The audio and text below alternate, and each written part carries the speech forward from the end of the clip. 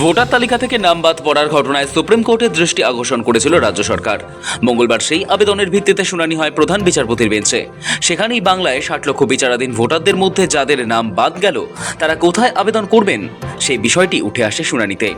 সেই প্রসঙ্গেই প্রধান বিচারপতি সূর্যকান্ত নেতৃত্বাধীন বেঞ্চ জানিয়ে দিল, যেসব আবেদন ভোটার তালিকায় নাম অন্তর্ভুক্তির ক্ষেত্রে বাতিল হয়েছে সেগুলি আপিল শুনতে হবে। একটি বিশেষ অ্যাপিলেট ট্রাইব্যুনাল গঠন করতে হবে। সেই ট্রাইব্যুনালের নেতৃত্বে থাকবেন একজন প্রাক্তন প্রধান বিচারপতি এবং তার সঙ্গে থাকবেন প্রাক্তন বিচারপতিরা। শীর্ষ আদালত স্পষ্ট করে জানিয়েছে, এই ট্রাইব্যুনালের যাবতীয় ব্যয় বহন করবে নির্বাচন কমিশন। তবে মঙ্গলবার শুনানির সময় প্রধান বিচারপতি যা বলেছেন তা যথাযথই তাৎপর্যপূর্ণ। প্রধান বিচারপতি বলেন, এখন এমন একটা পর্যায়ে এসে গিয়েছে যেখানে দুই পক্ষের সদিচ্ছা নিয়েই সন্দেহ তৈরি হচ্ছে। তবে সুপ্রিম কোর্ট এও জানায়, এর নিষ্পত্তি দেখেই ছাড়বে শীর্ষ আদালত। মঙ্গলবার এসআইআর মামলায় সুপ্রিম কোর্টে প্রশ্নের মুখে পড়ে রাজ্য। এসআইআর এর বিচার বিভাগীয় আধিকারিকদের কাজ নিয়ে প্রশ্ন তোলায় বিরক্তি প্রকাশ করেন প্রধান বিচারপতি সূর্যকান্ত। রাজ্যের আইনজীবী মেনকা গুরুস্বামীর উদ্দেশ্যে তিনি বলেন, বিচার বিভাগীয় আধিকারিকেরা কাজ করছেন। এসআইআর এর তদারকিতে নিযুক্ত বিচার বিভাগীয় আধিকারিকদের নিয়ে প্রশ্ন তুলবেন না। শুনানিতে রাজ্যের আইনজীবী মেনকা গুরুস্বামী জানান, এখনও প্রায় 55 লক্ষেরও বেশি ভোটারের তথ্য নিষ্পত্তি বাকি। তবে প্রধান বিচারপতি শুনানিতে বলেন, কলকাতা হাইকোর্টের প্রধান বিচারপতি জানিয়েছেন 10 লক্ষ নিষ্পত্তি হয়েছে। পশ্চিমবঙ্গে 500-এরও বেশি এবং ওড়িশা ঝাড়খণ্ড থেকে 200 জন বিচার বিভাগীয় আধিকারিক এসআইআর এর তদারকির কাজ করছেন। বিচার বিভাগীয় যাচাই বাছাই প্রক্রিয়া চলাকালীন কিভাবে এই ধরনের আবেদন করা হলো তা নিয়েও প্রশ্ন তোলেন প্রধান বিচারপতি। যদিও মেনকা জানান, তারা বিচার বিভাগীয় আধিকারিকদের নিয়ে কোনো প্রশ্ন তুলছেন না। সুপ্রিম কোর্ট জানান, জুডিশিয়াল অফিসাররা ইতিমধ্যেই বিপুল চাপের মধ্যে কাজ করছেন।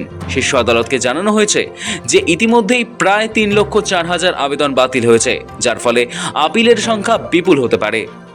এই পরিস্থিতিতে আইনজীবী গোপাল এস আদালতকে বলেন, যদি সব আপিল হাইকোর্টে যায় তাহলে আদালতের উপর বিশাল চাপ পড়বে, সুতরাং এর একটা বন্দোবস্ত করা দরকার। এই পরিস্থিতিতে সুপ্রিম কোর্ট একটি নতুন ব্যবস্থার প্রস্তাব করে। আদালত নির্দেশ দেয়, একজন প্রাক্তন বিচারপতির নেতৃত্বে একটি অ্যাপিলেট ট্রাইব্যুনাল গঠন করতে হবে।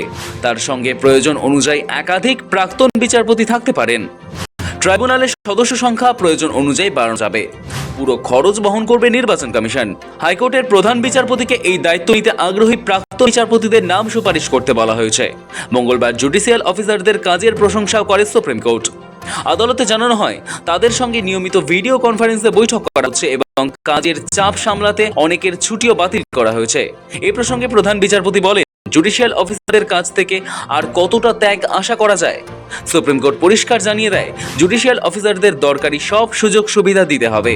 এ নিয়ে রাজ্য নির্দেশ দেওয়া হয়েছে, তারা যেন যথাযথভাবে তা পালন করে। শুনানিতে প্রধান বিচারপতি বলেন, প্রকৃত ভোটারের নাম কখনই বাদ যাবে না। বিচার বিভাগীয় আধিকারিকেরা সেই কাজ করছেন।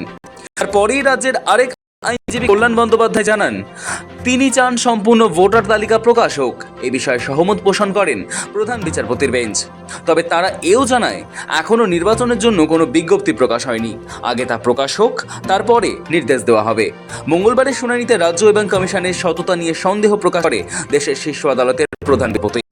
শীর্ষ আদালত সাফ জানায়, কলকাতা হাইকোর্ট এবং সব বিচার বিভাগীয় আধিকারিকেরা যেন সুষ্ঠুভাবে দায়িত্ব পালন করতে পারেন, সেই জন্যই প্রয়োজনীয় সব বন্দোবস্ত করতে হবে কমিশনকে।